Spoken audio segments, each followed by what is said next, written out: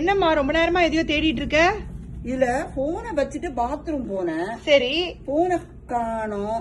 போனை தான் வச்சேன். சரி, சோபால வச்சது எதுக்கு இப்ப பேக்ல தேடுற?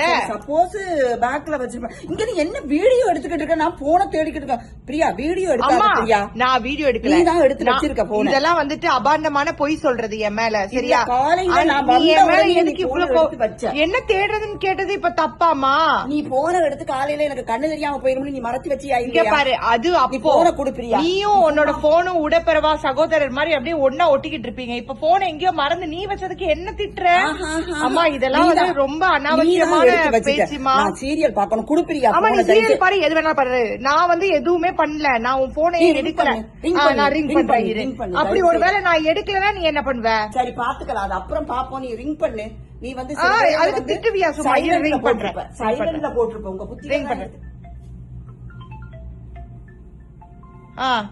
எங்க இருந்துச்சு போனு? தெய்வமே, எப்ப பார்த்தாலும் திட்டாதம்மா. எங்க வைக்கிறேன்னு சொல்லாம பொம்பளை. சும்மா 64 வயசு சொல்லிட்டு திட்டுவியா? திட்டா திருப்பி வாங்க முடியுமா?